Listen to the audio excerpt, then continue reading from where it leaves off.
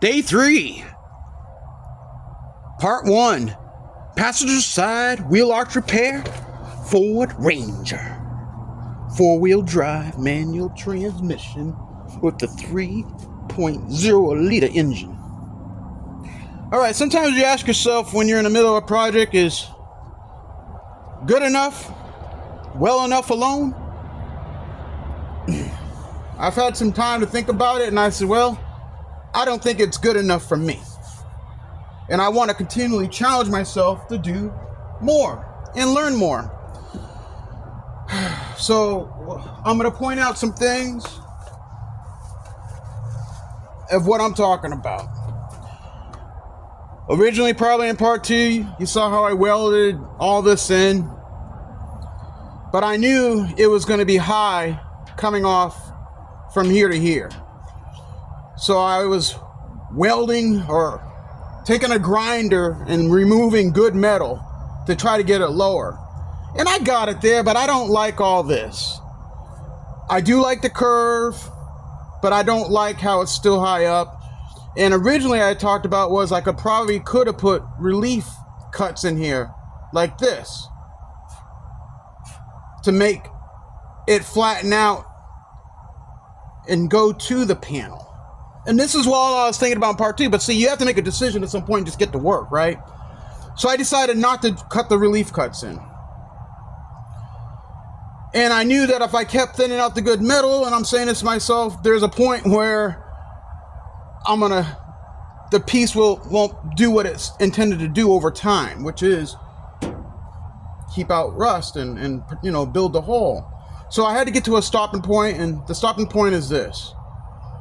I'm going to cut and cut in this piece and butt weld it into it flush to here.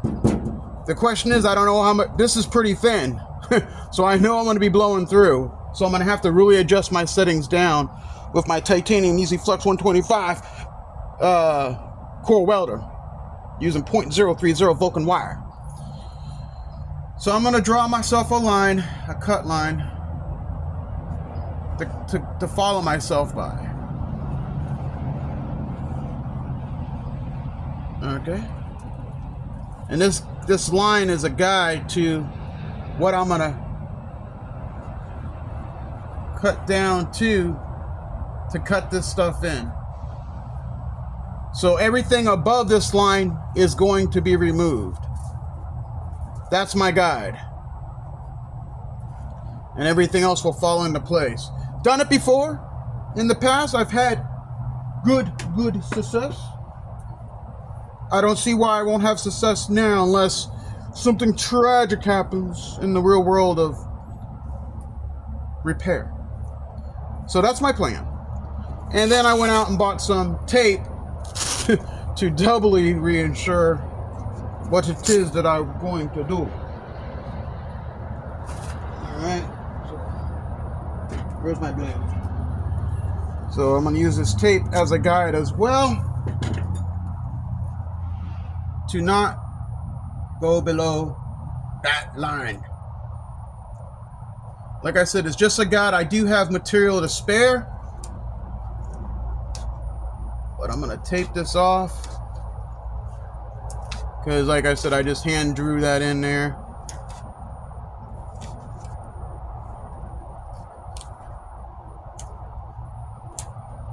All right. Okay. Let's use a little bit more tape.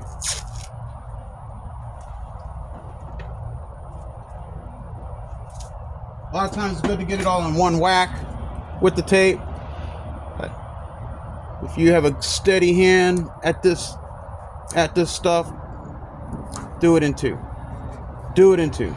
Right, my hand's steady.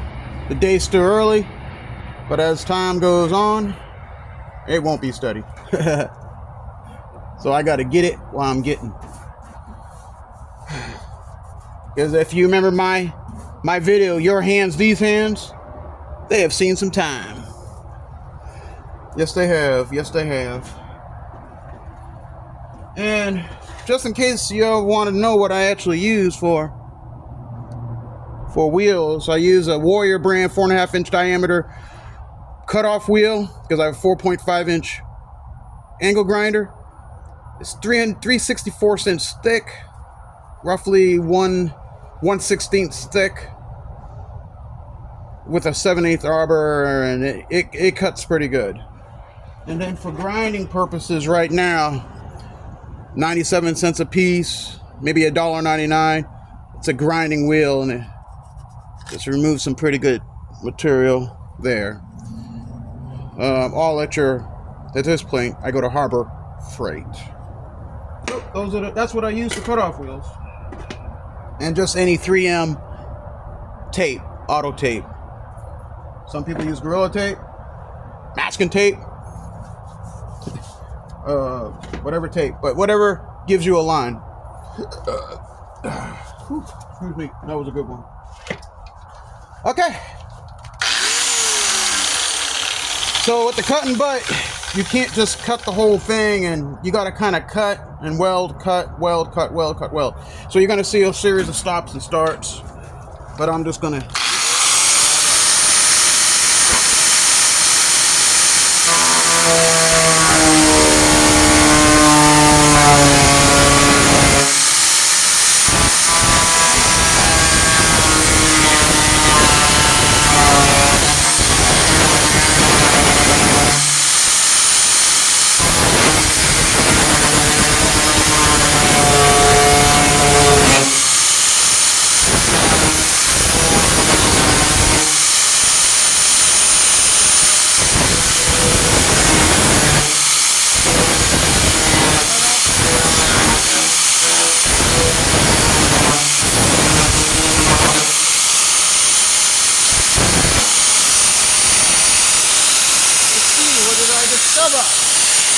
it cut off nice using the line method.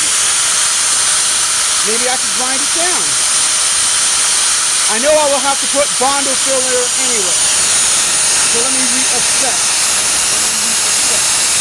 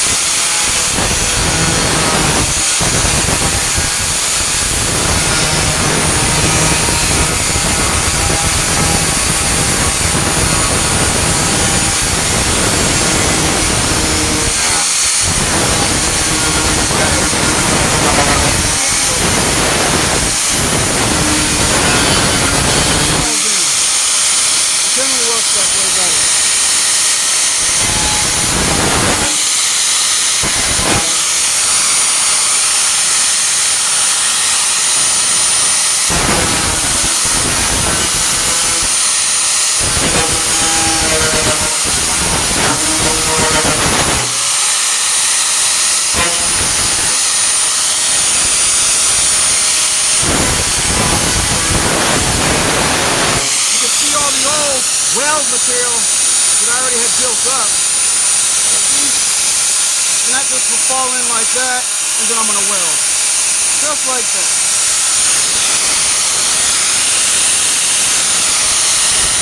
I like it so much that you go to turn in on your tool. There you go. See that? My hammer. That's gonna fall in beautifully. Beautiful. So that's it right there. I'm gonna stop.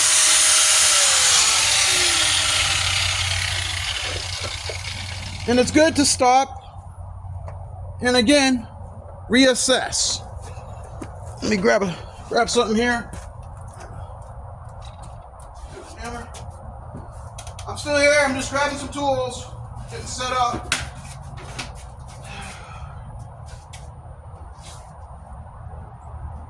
Okay. If you're still with me, I'm just grabbing some stuff.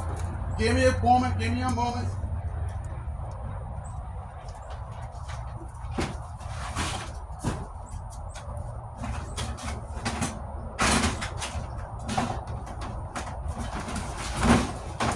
Alright. I could pause it, but I'm not. I'm still here. Just grabbing some things, grabbing some tools. There you go. Okay. Getting ready to get to the flux core. So basically, that's what I'm going to have.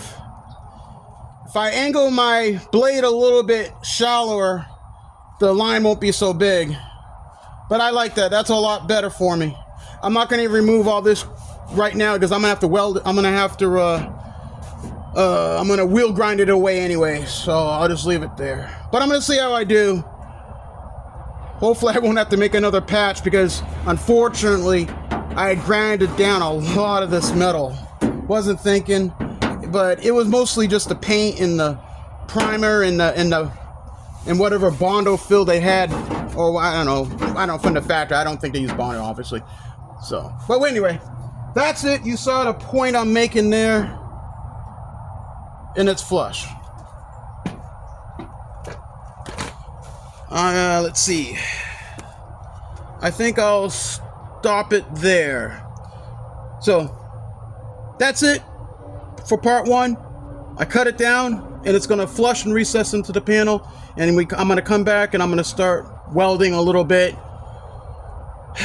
going here to and keep moving down the line, and I think you all will get the point of what I am doing here.